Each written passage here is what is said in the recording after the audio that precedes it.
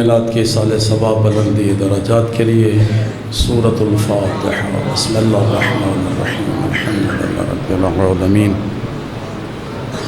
الرحمن الرحیم، مالک یوم الدین، ایاک نعبد و ایاک نستعین، اہدنا الصراط المستقیم، صراط الذین انعمت علیہم غیر المغضوب علیہم ولا الضالین۔ بسم اللہ الرحمن الرحیم، قل هو اللہ احد اللہ الصمد۔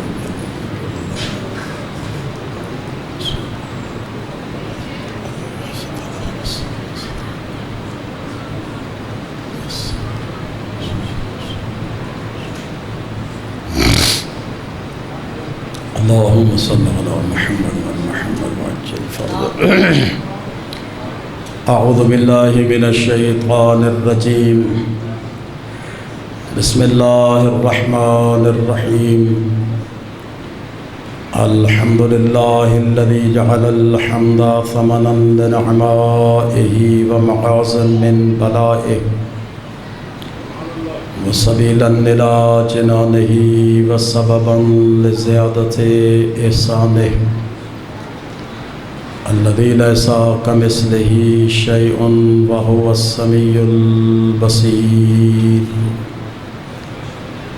الصلاة والسلام على الأول العدد العبد المؤيد والرسول المسدد المصطفى الأمجد والمحمود الأحمد وحبيب إله العالمين أبي القاسم محمد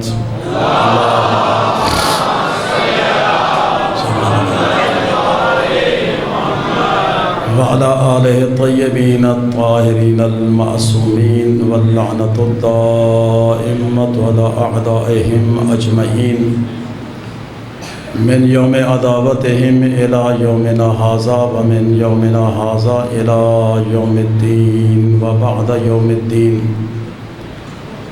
أما بعد، بسم الله الرحمن الرحيم۔ إن الدين عند الله الإسلام، صلوات الله۔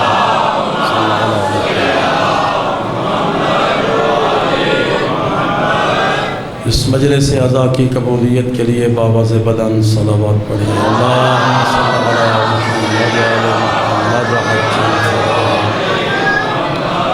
خوشنودی شہداء کربلا و اسیران کربلا کے لیے باواز بلند صلوات۔ اللہم صلی علی محمد وعلی محمد وعجل فرجہ۔ اللہ اکبر۔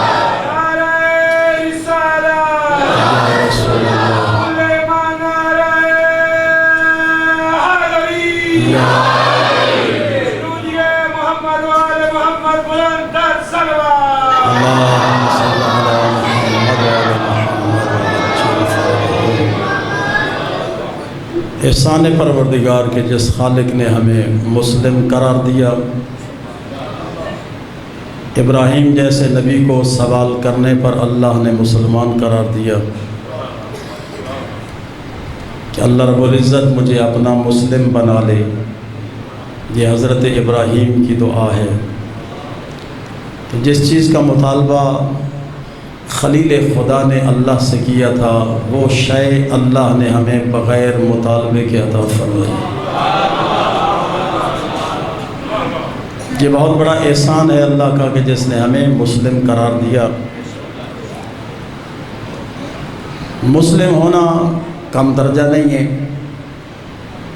اور میں نے رات عرض کیا تھا کہ اسلام میں مختلف راہیں ہیں۔ اللہ کے نبی نے تو ایک ہی راستہ بتایا تھا، یہ مختلف راہیں ہمارے علماء کرام کی اپنی کاوش اور اپنے نظریات کے تحت ہے۔ جیسے جس کا دل چاہا ویسے فتوے صادر کر دیے، کیونکہ ہر مکتب میں کوئی نہ کوئی ضابطہ، قانون، دفتر، جیسے سکول سے بچہ پاس ہو تو ایک بورڈ ہے جو امتحان لیتا ہے، امتحان کے بعد پاس کرتا ہے، ایسی کوئی شے اس سلسلے میں ہے نہیں تو پھر ہر بندہ آزاد ہے، جیسے جس کا دل چاہے ویسے فتوے صادر کر دے۔ حالیہ دنوں میں بھی ایک فتویٰ آیا تھا کہ حاجی حج پہ جاتے ہیں، وہاں سے کھجوریں لاتے ہیں، اگر اس کھجور میں کوئی کیڑا آ جائے تو اس کا حکم کیا ہے؟ تو مفتی نے فتویٰ دیا کہ اگر کیڑا آ جائے تو وہ کیڑا واپس مدینے پہنچانا لازم ہے۔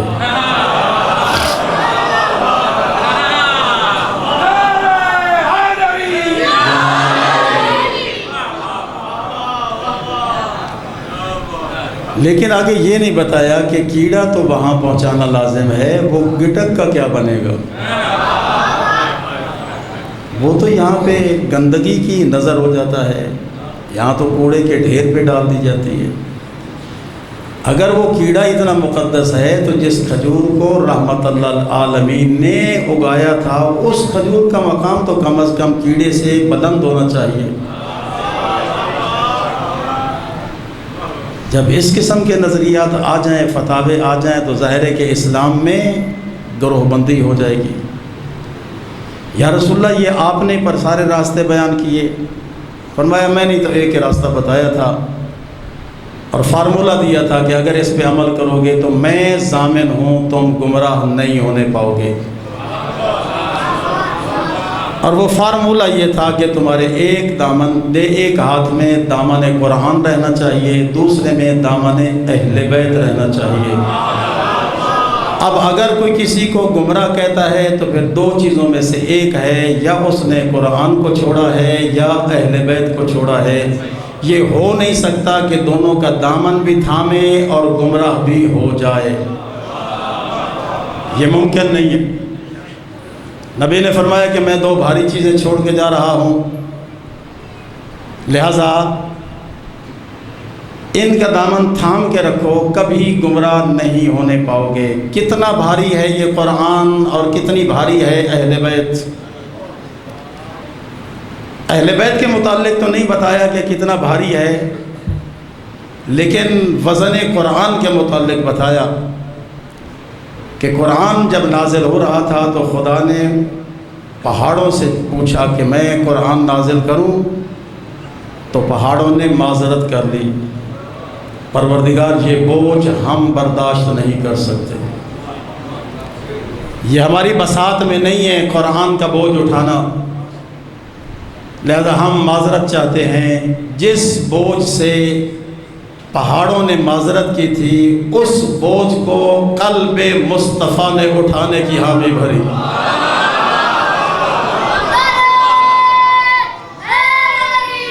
یا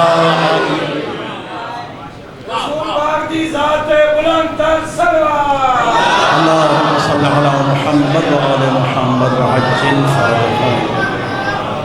جس چیز سے پہاڑ گھبرا گیا اس چیز کا بوجھ رحمت للعالمین نے اٹھایا، اور جس کی صف اعضاء پہ بیٹھے ہیں اس حسین نے تعارف کیا کروایا تھا مدینہ کے دربار میں، انا اہل بیت النبوہ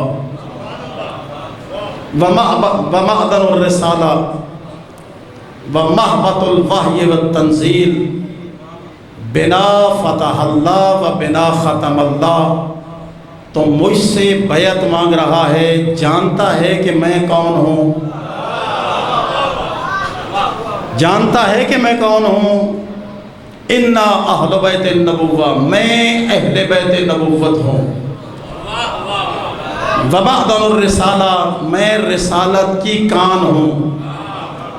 کان سے کیا کیا نکلتا ہے وہ آپ بہتر جانتے ہیں، میں رسالت کی کان ہوں۔ کان کا یہ ہے کہ اس سے مختلف ہیرے جواہرات برآمد ہوتے ہیں۔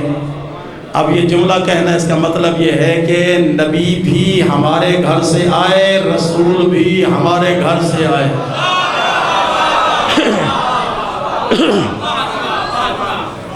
میں معدن رسالت ہوں، بمحبت الوحی والتنزیل، میں قرآن کے اترنے کی جگہ ہوں۔ قرآن کہاں اترا تھا؟ قلب مصطفیٰ پر۔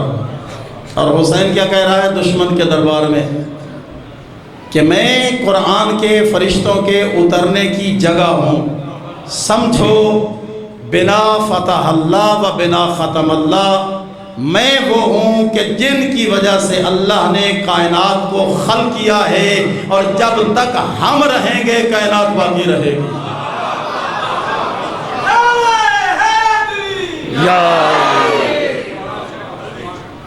کائنات کی ابتدا بھی ہم ہیں اور کائنات کی اختتام بھی ہم ہیں۔ جب تک پیغمبر موجود تھے تب تک تو پہچاننا آسان تھا کون مصطفیٰ کے ساتھ ہے اور کون مصطفیٰ کا مخالف ہے۔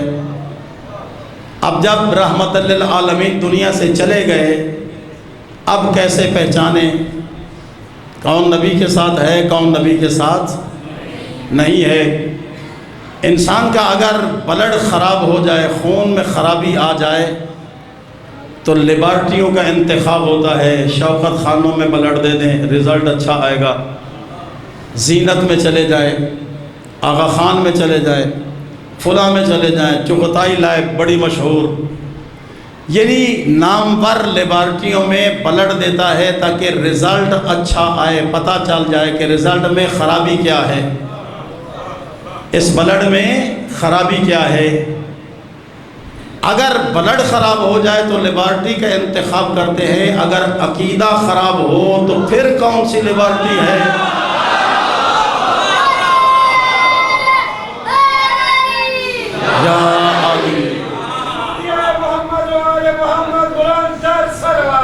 اللہم صلی علی محمد وعلی محمد وعجل فرجہم۔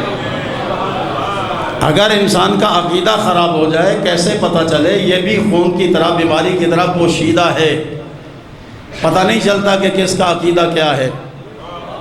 سارے اکٹھے چلتے ہیں، بس میں سفر کرتے ہیں، ٹرین میں، کبھی پتہ چلا کہ اس کا عقیدہ کیا ہے، اس کا عقیدہ کیا ہے؟ خفیہ بیماری کی طرح یہ بھی خفیہ عقیدہ ہے۔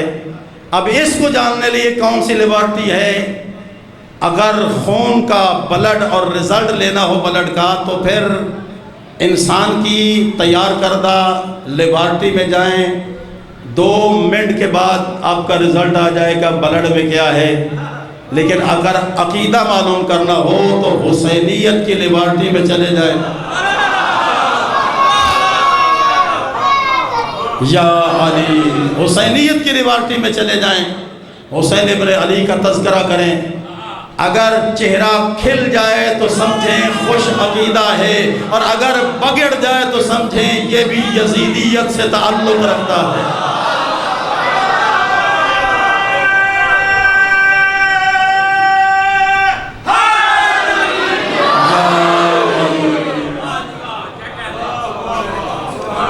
اللہ رب العزت نے عقیدوں کی جانچ پڑتال کے لیے لیبارٹری تیار کی ہے، حسینی لیبارٹری۔ اس میں انسان کے عقیدے معلوم ہوتے ہیں۔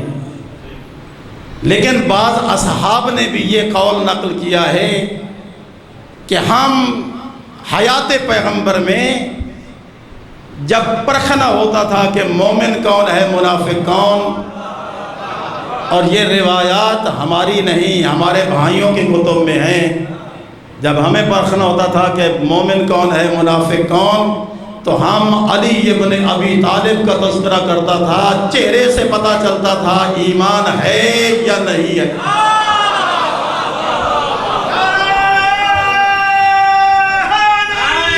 یا علی یا علی یا علی اللہ رب العزت نے باپ بیٹے کو معیار ایمان و نفاق قرار دیا ہے۔ مزے کی بات میں آج ہی وہ پڑھ رہا تھا کہ 1925 میں یہ واقعہ سننے کے قابل ہے۔ 1925 میں ڈیرہ اسماعیل خان میں ایک انگریز غیر مسلم کی عدالت میں چند علماء کرام نے درخواست دائر کی کہ اذان میں علی ولی اللہ پر پابندی لگائی جائے، اذان میں علی ولی اللہ پر پابندی لگائی جائے۔ غیر مسلم تھا، انگریز تھا، پتہ نہیں تھا کہ کیا ہے کیا نہیں، تو اس نے فریق مخالف کے طور پر اس وقت کے وہاں کے عالم دین مولانا خدا محمد ان کو عدالت میں بلایا۔ اللہ کرے کہ وہاں 1925 کا ریکارڈ باقی ہو تو آج بھی مدد لی جا سکتی ہے۔ مولانا خدا بخش کو بلایا اور انہوں نے اپنے مشیر اور معاون کے عنوان سے اپنے بھائی مولانا عبدالحق صاحب کو ساتھ لے گئے۔ انہوں نے وہاں جاتے ہی جب بحث ہوئی تو کچھ سکے پیش کیے، نہ جانے وہ سکے کس زمانے کے تھے، اس کی تفصیل سامنے نہیں آئی، کس دور کے تھے، کس ملک کے تھے۔ ان سکوں پہ علی ولی اللہ لکھا ہوا تھا۔ یا اور ساتھ ہی ساتھ انہوں نے بڑی مدلل گفتگو کی، بڑے دلائل دیے جیسے وکیل دلائل دیتے ہیں۔ جب مکمل دلائل دے چکے تو فریق مخالف نے اپنی درخواست واپس لے لی۔ مدعی کو اختیار ہے کہ جب بھی وہ اپنی درخواست اٹھانا چاہے تو نہیں اٹھا سکتا، وہ اٹھانے کی اس کو اجازت ہے، عدالت نہیں روکتی۔ اب بھی بہت ساری عدالتوں میں بہت ساری درخواستیں واپس لی گئی، وہ لے لیتے ہیں واپس۔ مدعی جب کہے کہ میں نے کیس نہیں لڑنا تو عدالت مجبور تو نہیں کرتی کہ نہیں ضرور لڑنا، تو انہوں نے اپنی درخواست واپس لے لی۔ یہ چند سال پہلے ہمارے ہاں 2-4 سال پہلے امید لگی تھی کہ فاطمہ زہرا کے مقدمے کا فیصلہ بھی ہوگا، لیکن وہ بھی اینڈ پہ جا کے تو فریق مخالف نے اپنی درخواست واپس لے لی۔ 1400 سال سے یہ مقدمہ پینڈنگ پڑا ہے اور ایک دور آئے گا کہ اس کا فیصلہ ہوگا۔ انہوں نے درخواست واپس لے لی تو جج نے درخواست واپس کرتے ہوئے ریمارکس دیے کہ اگر یہ درخواست واپس نہ لی جاتی تو جتنی مدلل وہ گفتگو تھی علی ولی اللہ کا اذان میں کہنا، تو اس کے تحت میں مجبور تھا کہ میں فیصلہ لکھتا کہ اس ڈویژن میں جتنی مساجد ہیں سب میں علی ولی اللہ کہا جائے۔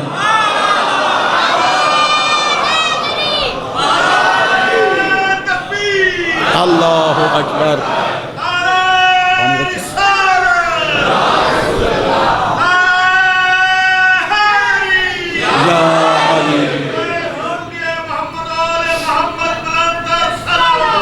اللہم صلی علی محمد و آل محمد وعجل فرجہ۔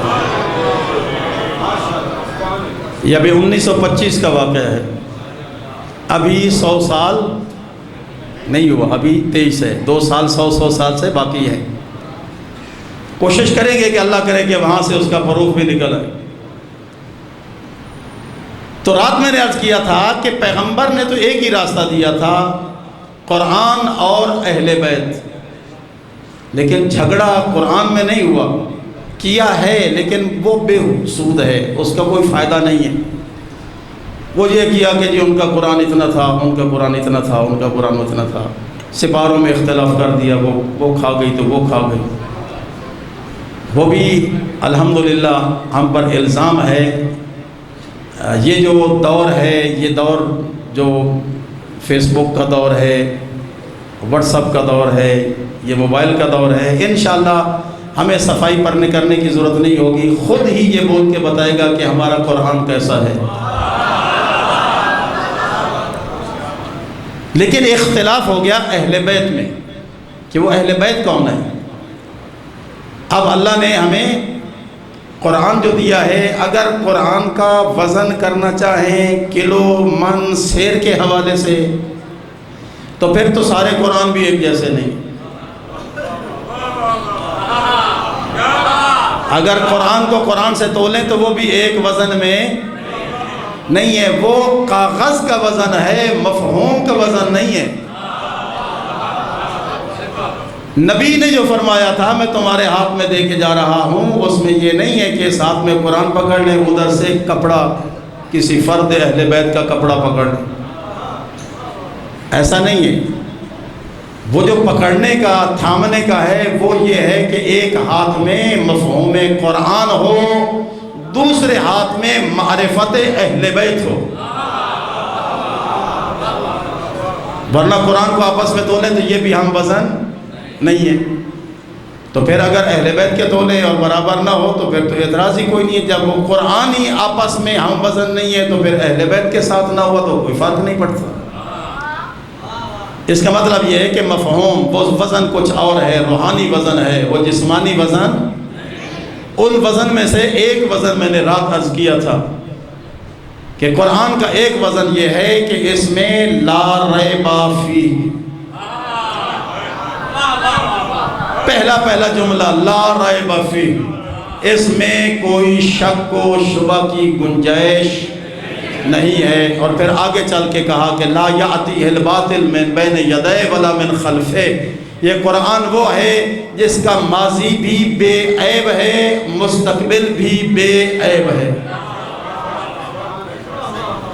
اب یہ ایک وزن ہمارے ہاتھ میں آ گیا، اب اسی ایک ہاتھ وزن سے ہم تول لیتے ہیں کس کس کا ماضی بے عیب ہے۔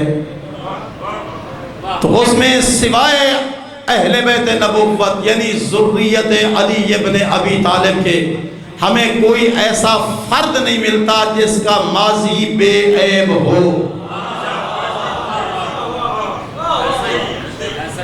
جب وہ بے عیب نہیں ہے تو اس کا مطلب یہ ہوا کہ یہ ہم پلہ قرآن نہیں ہے۔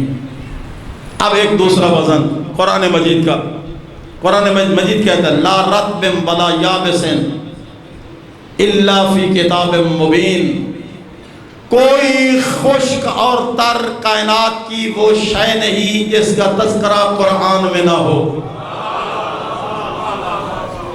ہر خشک اور تر کا تذکرہ قرآن مجید میں موجود ہے۔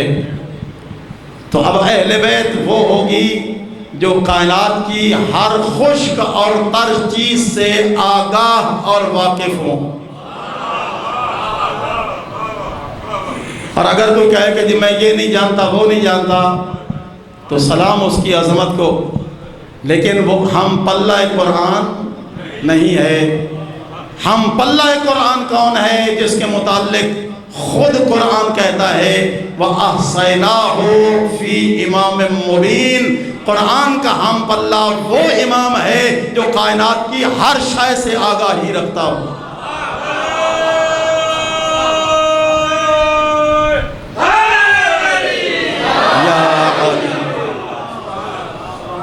دروازے پہ کوئی آ جائے نا تو یہ نہ کہے کہ نہیں میں نہیں جانتا، یہ نہیں والی بات ان کی زبان سے نہ نکلے۔ میں عام طور پر اپنے مجالس میں گاہے بگاہے حضرت امیر المومنین کے فیصلے اور ان میں سے کسی ایک فیصلے کا انتخاب کرتا ہوں، بتاتا ہوں کہ امیر المومنین کا علم کس قدر ہے۔ اس وقت بھی حضرت امیر المومنین کا ایک فیصلہ وہ ہے جو کائنات عالم میں مہمہ بھی ہے، معجزہ بھی ہے۔ ایک فیصلہ ایسا ہے کہ جو مہمہ بھی ہے اور معجزہ بھی ہے، آج زندہ معجزہ ہے۔ وہ کون سا فیصلہ ہے؟ عرب کے 3 تاجر آئے، یا علی ہم نے مل کے تجارت کی تھی حیوانات کی، اور اس میں سے ہمیں کچھ حیوانات پرافٹ ملا ہے، اب ہم آپس میں تقسیم کرنا چاہتے ہیں، نہ ہم خود کر سکے ہیں نہ اس خطے کا کوئی پڑھا لکھا کر سکتا ہے، آپ ہمارے اس تجارت کے پرافٹ کا فیصلہ کریں۔ حضرت نے فرمایا بتاؤ کیا تمہارا پرافٹ، کیا فیصلہ ہے؟ انہوں نے کہا کہ جی اس پرافٹ میں آدھے حصے کا مالک میں ہوں، تیسرے حصے کا مالک یہ ہے، اور نامے حصے کا مالک یہ ہے۔ آدھا، تیسرا، نامہ۔ یہ ذرا دھیان سے سننا، اور اگر کوئی بندہ آج بھی اس کو حل کر سکے تو پھر مجھے ذرا مہربانی کر کے بتا دینا۔ کمپیوٹر ہے، یہ ہے، وہ ہے، کسی کے ذریعے سے اگر کر سکتا ہو تو پھر مجھے بھی ذرا آگاہ کر دینا۔ اچھا جی تمہارے حصے تو یہ ہو گئے کہ آدھا اس کا ہے، تیسرا اس کا ہے، نامہ اس کا ہے۔ مال کتنا ہے؟ کہا کہ جی مولا مال ہے ہمارا 17 اونٹ۔ کتنے ہیں؟ 17۔ تو یہ ہم نے تقسیم کرنے۔ حضرت نے فرمایا کہ جس کا آدھا ہے اس کو 8.5 ملیں گے نا، جس کا آدھا ہے 17 میں سے 8.5 ملیں۔ تو ظاہر اونٹ آدھا نہیں کیا جا سکتا، ایک اونٹ کو بیچ دو، قیمت آدھو آدھ کر لو۔ انہوں نے کہا مولا یہ تو طریقہ آتا ہے، لیکن ہماری خواہش یہ ہے کہ ہم نے نہ تو اونٹ کو بیچنا ہے، نہ ذبح کر کے گوشت تقسیم کرنا ہے، انہی 17 کو ہم نے تقسیم کرنا ہے، اور ہر ایک کو حصہ بھی پورا ملے، کمی بیشی بھی نہ کمی نہ ہو۔ یہ ہمارا مہمہ اس خطے کا کوئی پڑھا لکھا حل نہیں کر سکا، بڑی مشکل ہے، بڑی دیر سے ہم تلاش کر رہے ہیں۔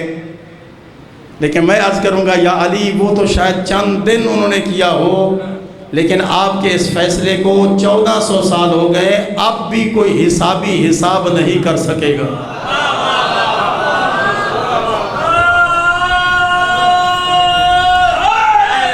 یا علی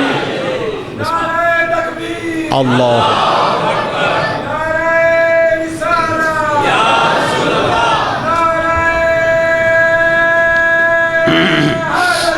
یا علی اللہم صلی علی محمد وآل محمد۔ اگر آپ میں سے کوئی ایسا ہو کہ جو 17 کو 2 حصوں میں تقسیم کرے اور ساڑھے واڑے کا چکر نہ ہو، پورے پورے ہوں، تو آپ بھی کر سکتے ہیں۔ لیکن دنیا کی کوئی طاقت 17 کو 2 برابر حصوں میں تقسیم نہیں کر سکتا، بہی معنی کہ 17واں اونٹ نہ بکے نہ ذبح ہو۔ تو 17 کا تو آدھا بنتا ہی 8.5 ہے۔ دنیا کی کون سی طاقت ہے کہ اس کو 9 کرے یا 8 کرے؟ 8 کرے گی تو اس کا حصہ مارا جائے گا، 9 کرے گی کوئی دنیا کی طاقت تو وہ اضافی لے جائے گا، اور برڈن آخری میں پڑ جائے گا، اس کو کم ملے گا۔ حضرت نے فرمایا کہ جس مشکل کا تم تذکرہ کر رہے ہو یہ تو کوئی مشکل ہی نہیں ہے۔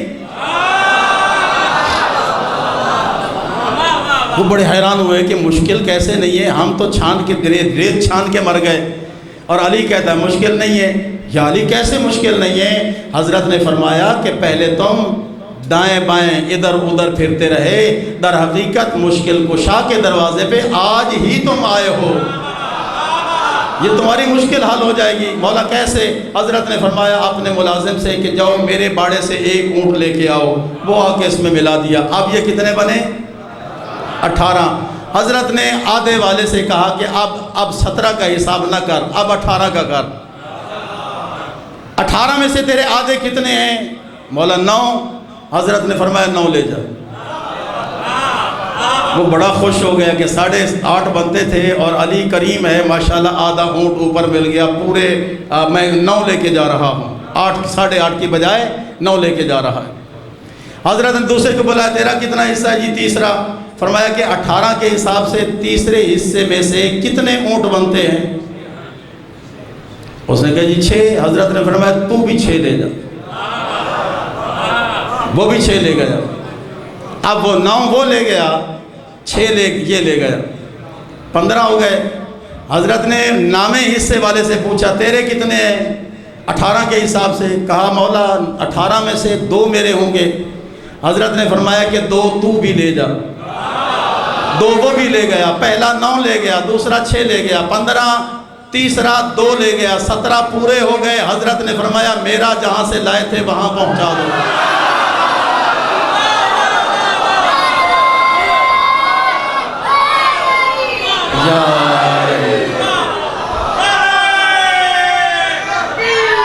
اللہ اکبر، یا رسول اللہ،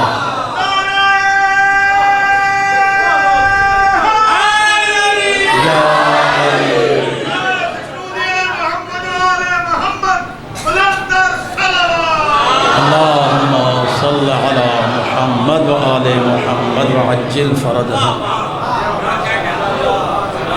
ہر ایک کو اضافی بھی دیا ہے کیونکہ 8.5 کی بجائے پورے 9 دے دیے، اور جس کا تیسرا حصہ تھا اس کا 6 سے کچھ کم بنتا تھا، اس کو پورے 6 دے دیے۔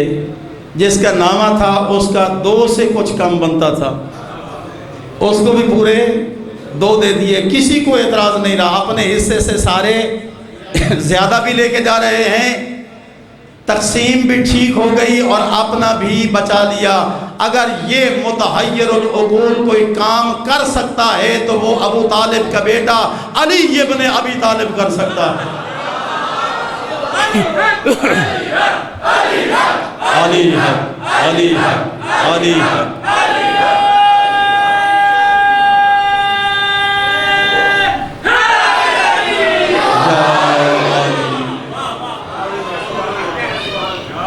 لا رطب ولا یابس الا فی کتاب مبین۔ اس قرآن کا دوسرا وزن یہ ہے کہ دنیا کی کوئی خشک اور تر شے ایسی نہیں جس کا تذکرہ قرآن میں ہو، قرآن میں نہ ہو۔ تو اب اس قرآن کا وارث بھی وہ ہو جو خشک و تر کو ہر ایک شے کو جانتا ہو۔ اور نبی نے تو باقاعدہ سند دے دی تھی، انا مدینۃ العلم وعلی بابہا، میں شہر علم ہوں اور اس کا دروازہ علی ابن ابی طالب ہے۔ یا رسول اللہ یہ دروازے سے نسبت کیوں دی ہے؟ کچھ اور بھی تو کہہ سکتے تھے، بہت ساری اور بھی حدیثیں ہیں جس میں کہا گیا کہ فلاں چھت ہے، فلاں دیواریں ہیں، فلاں فرش ہے، فلاں دروازہ ہے، بہت سارے اور بھی مقابلے کیے گئے ہیں۔ تو آپ نے دروازہ کیوں قرار دیا ہے؟ میرے نبی کی شاید تمنا یہ ہو کہ اگر کوئی مجھ تک آنا چاہے تو پہلے میرے بھائی علی کا سلام کرو، اور جب جانا چاہے تو الوداع بھی علی ابن ابی طالب پہ کرو۔ یا علی یا علی یا علی یا علی حق ہے۔ اللہم صلی علی محمد وآل محمد وعجل فرجہم۔ آپ خوش نصیب ہیں کہ آپ کو اللہ نے علی جیسا امام عطا کیا ہے۔ بہت سارے اور اوزان ہیں جو میں آپ کے سامنے پیش کر سکتا ہوں۔ قرآن میں شجاعت ہے تو کوئی علی جیسا شجاع دکھاؤ۔ قرآن میں سخاوت ہے، کوئی علی جیسا سخی دکھاؤ۔ ایک شخص نے پوچھا کہ مولا آپ بھی سخی ہیں، حاتم طائی بھی سخی تھا، حاتم کا نام حاتم تھا، طائی سخاوت کی وجہ سے بنا، طائی قبیلہ بھی ہے اور حاتم طائی مشہور ہو گیا اس کی سخاوت کی وجہ سے، سخاوت نے اس کو شہرت دے دی، وہ بھی دنیا کا سخی تھا۔ جب بھی کوئی سخاوت کا تشبیہ دینا ہو تو ایک مقولہ کہا جاتا ہے وہ تو زمانے کا حاتم طائی ہے۔ تو حاتم طائی بھی سخی تھا، آپ بھی سخی ہیں۔ آپ کی سخاوت اور علی کی سخاوت میں، حاتم طائی کی سخاوت میں فرق کیا ہے؟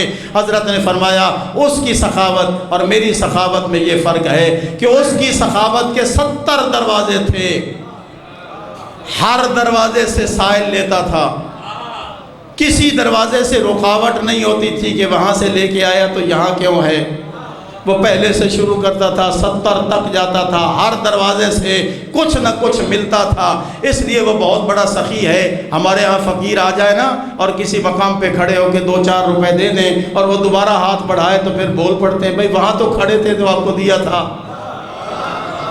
اب دوبارہ پھر آ گیا ہے۔ لیکن حاتم طائی کیا ہے؟ اس کے 70 دروازے، ہر دروازے سے بھیک مانگی جاتی ہے اور کسی دروازے سے منع نہیں کیا جاتا۔ فرمایا کہ اس کے 70 دروازے تھے، سائل ہر دروازے سے لیتا تھا، لیکن اس کے باوجود سیر نہیں ہوتا تھا۔ میں علی کے 2 بھی نہیں ہیں لیکن ایک ہی دروازہ ہے جو میرے دروازے پہ ایک بار آئے پھر اس کی نسلوں کو مانگنے کی ضرورت نہیں پڑتی۔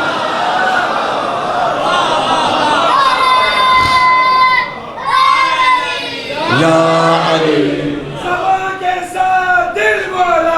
علی مولا علی مولا علی مولا علی مولا علی مولا علی مولا یا علی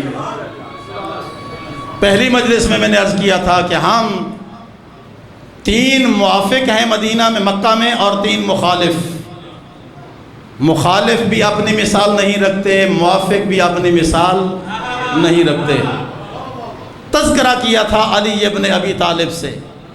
آج 6 مجالس میں ہم نے علی علیہ السلام کی عظمت کو، ذات کو مورد کلام قرار دیا، اور یہ 6 مجالس میں علی کا تذکرہ کر کے بتانا یہ مقصود تھا کہ علی وہ ذات ہے، نہ جانے ابو طالب کا مقام کیا ہوگا،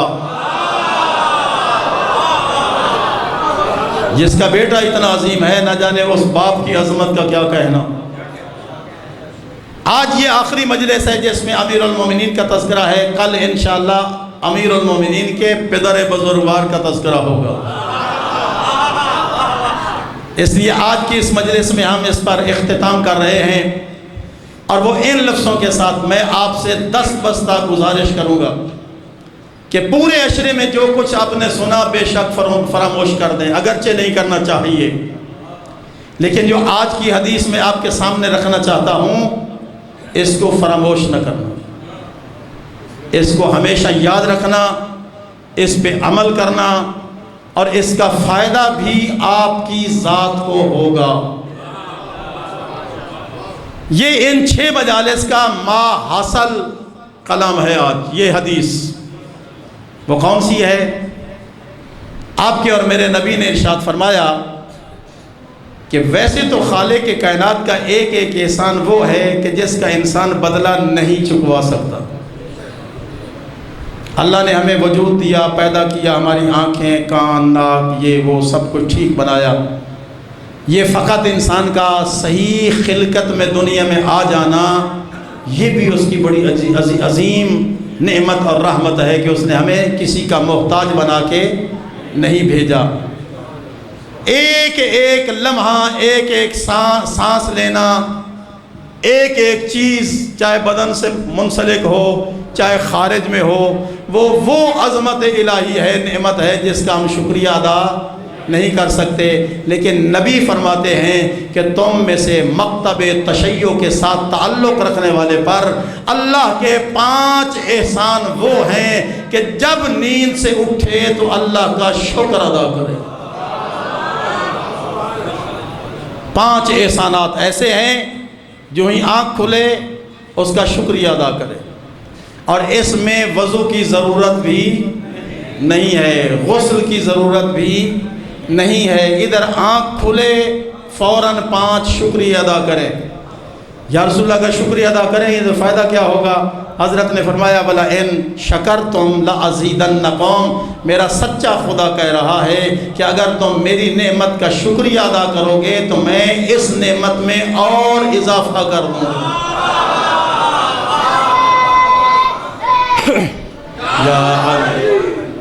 نعمتیں کتنی ہیں؟ 5، یہ یاد کروانی ہے میں نے آج۔ 5 نعمتیں ہیں، بے شک عربی یاد نہ کرنا، اردو یاد کر لیں، پشتو یاد کر لیں، سرائکی یاد کر لیں، اللہ ساری زبانیں جانتا ہے۔ ہاں البتہ وہ لفظیں عربی کی ہوں تو وہ کائنات کی عظیم شخصیت کی زبان سے نکلی ہیں، ان لفظوں کا بھی زبان پہ اثر ہوگا، اور اگر وہ نہیں دہرا سکتے تو اردو میں کہہ دیں، پنجابی میں کہہ دیں، سرائکی میں کہہ دیں، اللہ کا شکر ادا کریں، انشاءاللہ خدا آپ کی نعمت میں اضافہ کرے گا۔ پروردگار یا رسول اللہ وہ کون سی نعمت؟ فرمایا پہلی نعمت جب نیند سے اٹھو تو شکریہ ادا کرو، الحمدللہ الذی، حمد ہے اس ذات کی، جعل رزقی فی یدہ ولم یجعلہ فی ایدی الناس، اس ذات کا کروڑ شکر ہے جس نے میرے حصے کا رزق اپنے ہاتھ میں رکھا ہے، کسی میرے جیسے کو نہیں دیا۔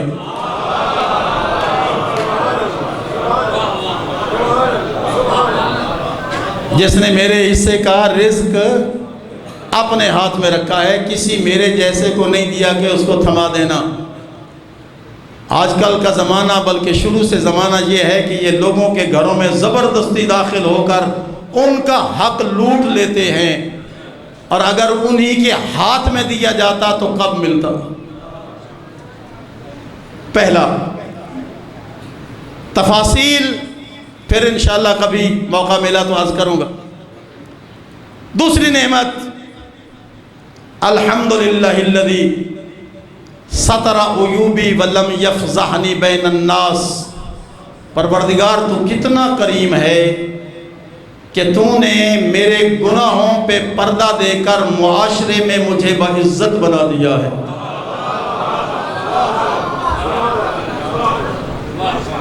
اگر گناہ کا پتہ باپ کرے نا، گناہ بیٹے کو پتہ چل جائے تو بیٹا بغاوت کر دیتا ہے، اور اگر بیٹے کے گناہ کا باپ کو پتہ چل جائے تو باپ اس سے بغاوت کرتا ہے، آپ کر دیتا ہے کہ اس کی کیا ضرورت کہ میری عزت کو اس نے داغدار کیا ہے. تو پہلا یہ کہ میرا رزق اپنے ہاتھ میں رکھا. دوسرا یہ ہے کہ میرے گناہوں پہ کریم نے پردہ دے کر معاشرے میں مجھے رسوا نہیں کیا، باعزت بنا دیا ہے. تیسری نعمت الحمدللہ الذی احیانی بعدما اماتنی. پروردگار تیری ذات کا کروڑ احسان ہے کہ تو نے مجھے موت دینے کے بعد پھر زندگی عطا کر دی.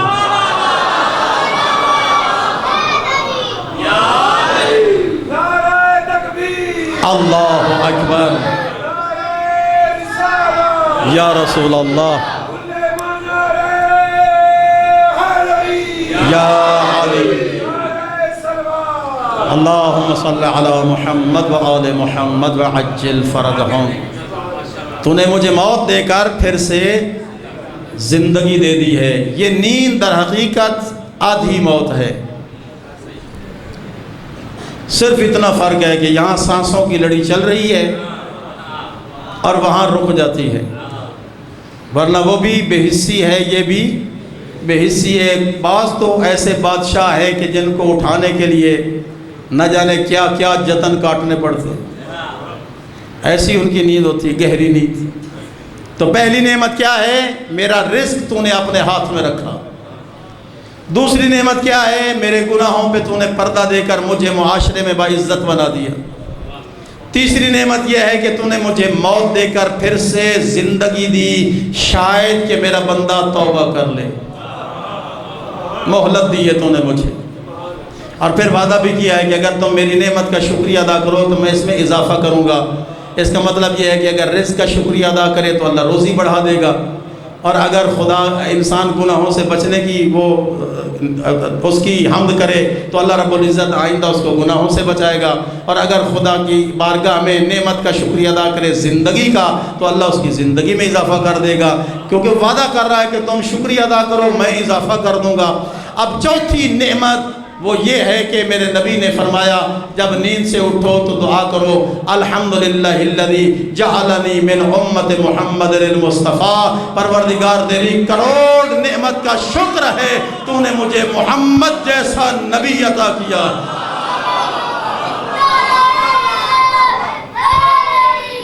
یا علی، تو نے مجھے مصطفیٰ جیسا نبی عطا کیا ہے. پانچویں نعمت ارشاد فرمایا، پانچویں نعمت یہ ہے کہ جب نیند سے اٹھو، نیند کے لیے یہ شرط نہیں ہے کہ رات کی نیند ہو یا دن کی، تھوڑی نیند ہو یا زیادہ، بس نیند آئی ہے ولو 2 لمحہ کی ہو اور اس کے بعد آنکھ کھول گئی، اس پہ کوئی وقت بھی نہیں لگتا، زیادہ سے زیادہ 10 سیکنڈ لگ جائیں گے. پروردگار تو نے میرا رزق اپنے ہاتھ میں رکھا، تیرا شکریہ. پروردگار تو نے میرے گناہوں پہ پردہ دیا، تیرا شکریہ. تو نے مجھے موت کے بعد پھر زندگی دی، تیرا شکریہ. تو نے مجھے مصطفیٰ جیسا نبی عطا کیا، تیرا شکریہ. یا رسول اللہ، وہ پانچویں نعمت کیا ہے؟ حضرت نے فرمایا کہ پانچویں نعمت یہ ہے کہ جب تم نیند سے اٹھو اللہ کی بارگاہ میں اس کا شکریہ ادا کرو. الحمدللہ الذی جعلنی من شیعت علی ابن ابی طالب.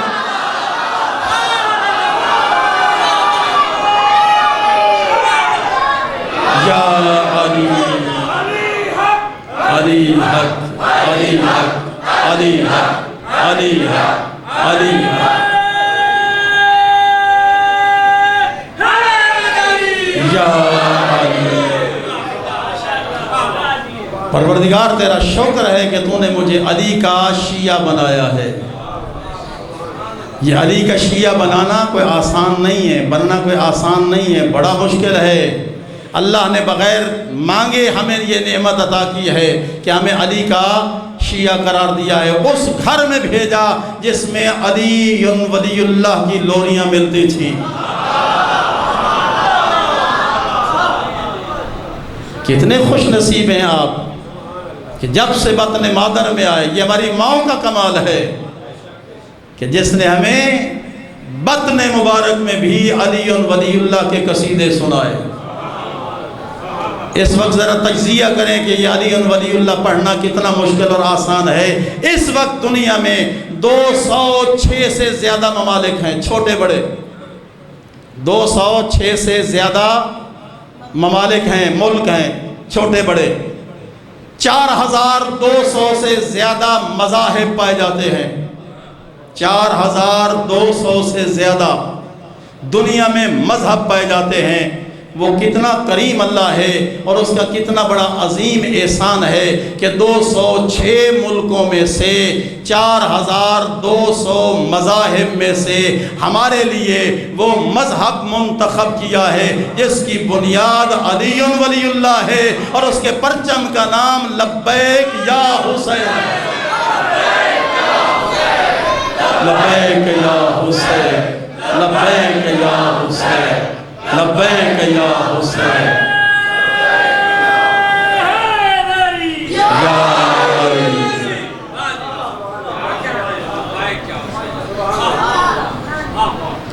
یہ حسین ابن علی کون ہے؟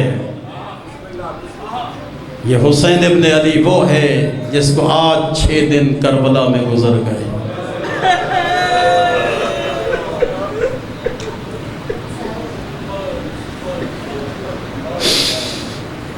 آج 6واں دن ہے میرے مولا کو کربلا میں۔ آج کے دن میرے مولا نے اپنے بھائی محمد حنفیہ کے نام ایک خط لکھا۔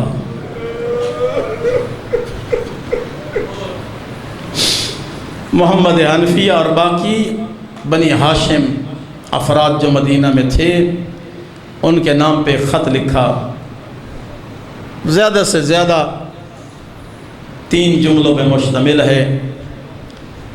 من حسین ابن علی الی محمد ابن علی، حسین کی طرف سے محمد حنفیہ کے نام۔ ایک جملہ اور لکھ کر حضرت نے دنیا کی حقیقت کو واضح کیا، کأن الدنیا لم تکن والآخرۃ لم تزل۔ بس یہی خط لکھ کے روانہ کر دیا، بھیا محمد یہ دنیا حسین کے لیے ایسے کہ جیسے تھی ہی نہیں۔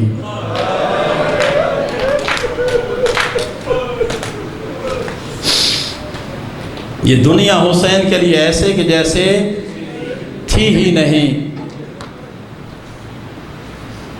وقت گزرتا رہا، حسین ابن علی کا ہر روز ایک نیا واقعہ برپا ہوتا رہا۔ آگے شب عاشور، علم ہے کہ حضرت نے چراغ بجھا دیے۔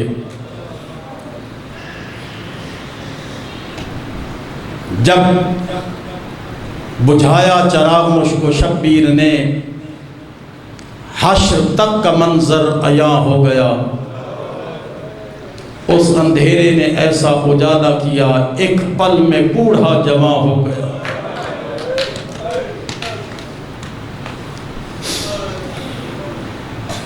حضرت نے ایک ایک کو اپنا مقام دکھایا۔ آخر میں ایک بچہ بیٹھا تھا جس کو یتیم حسن بھی کہتے ہیں،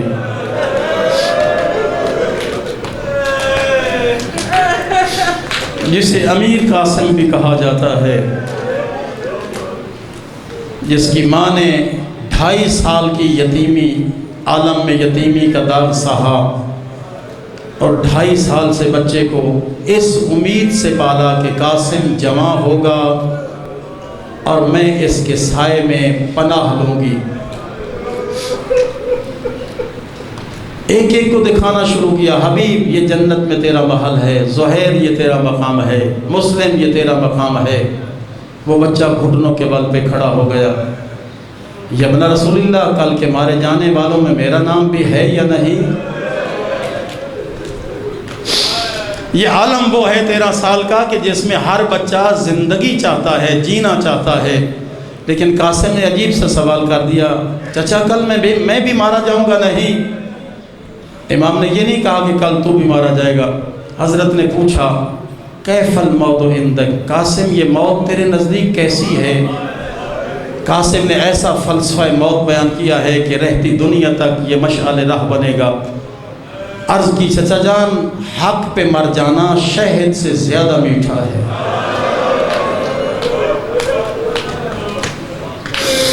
آفرین، یہ پرسہ ہے آج یتیم حسن کا، یہ پرسہ آج نے امام حسن مجتبیٰ کو دینا ہے، جناب فروا کو دینا ہے۔ چچا حق پہ مر جانا شہد سے زیادہ میٹھا ہے۔ امام نے فرمایا اصغر قاسم تو 13 سال کا ہے نا، کل میرا 6 ماہ کا اصغر بھی مارا جائے گا۔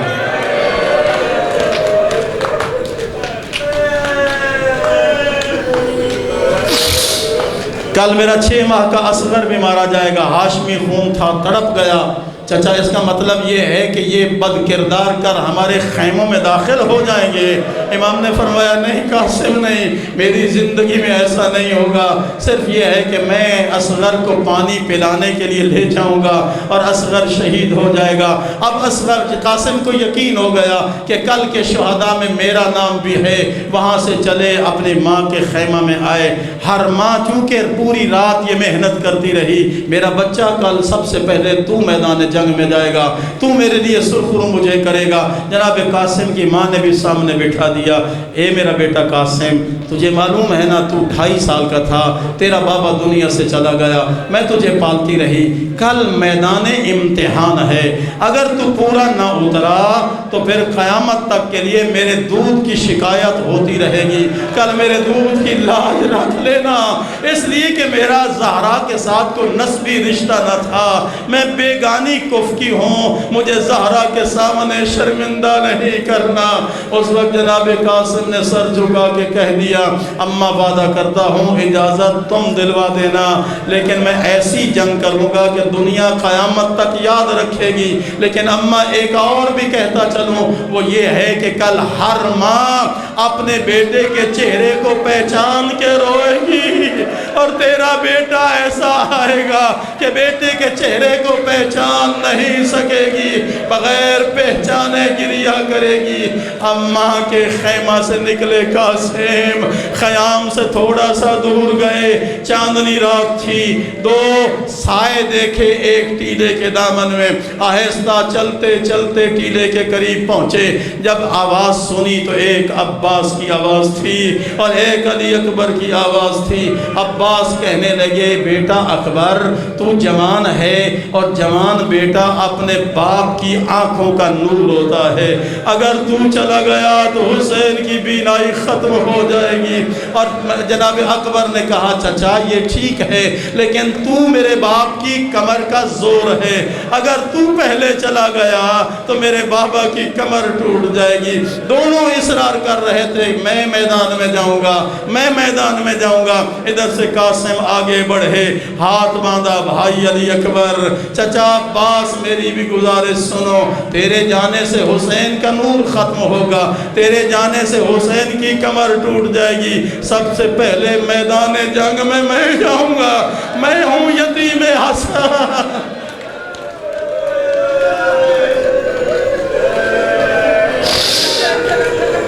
عباس نے قاسم کے شانے سے تھاما، سینے سے لگایا، قاسم کیسی باتیں کر رہے ہو، تو بھی میری آنکھوں کا نور ہے۔ یہ وقت گزر گیا، الگ صبح ماں نے تیار کر کے چچا کی خدمت میں بھیج دیا، جب جناب قاسم گئے لیکن اجازت نہ ملی، کچھ دیر گزر گئی، جناب قاسم کی کوئی خبر نہ آئی، تو اس وقت ماں نے قاسم کو بلایا، اے قاسم رات میں نے کیا کہا تھا؟ اماں کئی بار گیا ہوں چچا مجھے اجازت ہی نہیں دیتا، وہ جب جب بھی جاتا ہوں تو کہتے تو میرے بھائی حسن کی نشانی ہے، میں تجھے دیکھنا چاہتا ہوں، مجھے جب حسن یاد آتا ہے میں تیری شکل کو دیکھتا ہوں، میں کیسے اپنے ہاتھ سے اپنے بھائی کی نشانی کو موت کی طرف بھیج دوں۔ جناب فروہ نے بلایا امام حسین علیہ السلام کو اور قاسم کے بازو سے ایک تعویذ کھولا، اس تعویذ پہ لکھا تھا امام حسین کی، امام حسن مجتبیٰ کی وصیت، بھیا حسین میں کربلا میں نہیں ہوں گا، میرا قاسم جوان ہو چکا ہوگا، میں قاسم کو اپنا نمائندہ بنا رہا ہوں، اگر میرا بیٹا آئے تو مایوس نہ کرنا۔ اب حسین نے خط کو بوسا دیا، وہیں سے جنت البقیع کی طرف رخ کیا، کہا ہائے میرا بھائی غریب۔ اللہ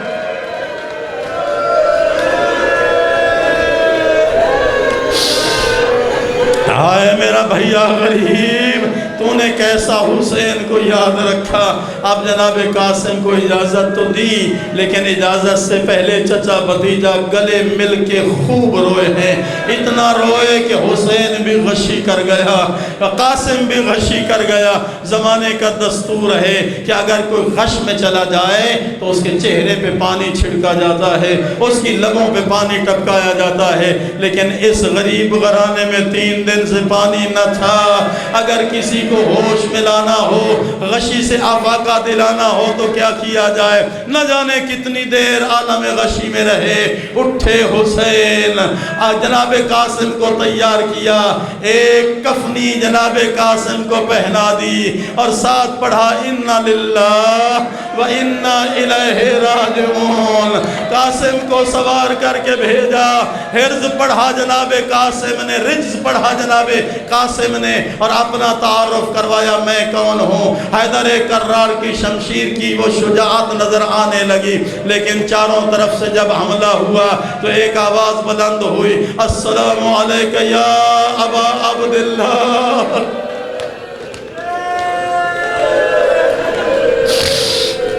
حسین دوڑے مقتل کی طرف، عباس بھی دوڑے مقتل کی طرف، لیکن آنے سے پہلے قاسم پامال ہو چکا تھا، لیکن پامال بےایمانہ نہیں کہ بدن کے ٹکڑے ہو چکے تھے، نہیں، لاشا پامال ہو چکا تھا۔ وہیں سے اٹھایا، لے کے آئے، ماں کے حوالے کیا۔ جناب فروہ نے بنی ہاشم کی خواتین کو، مستورات کو بلایا، او بیویو آؤ میرے قاسم کو دیکھو، رات میرے قاسم نے وعدہ کیا تھا ہر ماں اپنے بیٹے کو پہچان کے روئے گی، لیکن قاسم تیری ماں تجھے پہچاننے سے عاجز آ گئی۔ ان ملائین نے اتنے گھوڑے دوڑائے کہ قاسم کی ہڈیاں مل گئیں، قاسم کا چہرہ پہچانا نہ جا رہا تھا۔ میں کہوں گا اے فروہ، تو کربلا سے ترستی ہوئی چلی گئی کہ کوئی تو مجھے قاسم پہ رونے دیتا، تیرا بیٹا جوان بیٹا تھا، لیکن یہاں بھی ایک کربلا ہے، یہاں تیرے قاسم کا تذکرہ ہو رہا ہے۔ کتنے مومنین، کتنی مومنات ہائے ہائے کر کے قاسم پہ گریہ کر رہی ہے۔ خدا بندہ ہمیں قاسم کی سیرت اپنانے کی توفیق عطا کر۔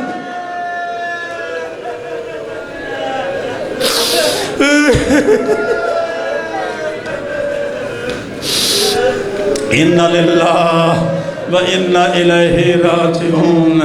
رضن بقضائہی و تسلیماً لِعَمْرِہ، پروردگار ہمارے آنسوں کو جناب قاسم کے صدقے قبول فرما، جناب فروہ کے صدقے قبول فرما۔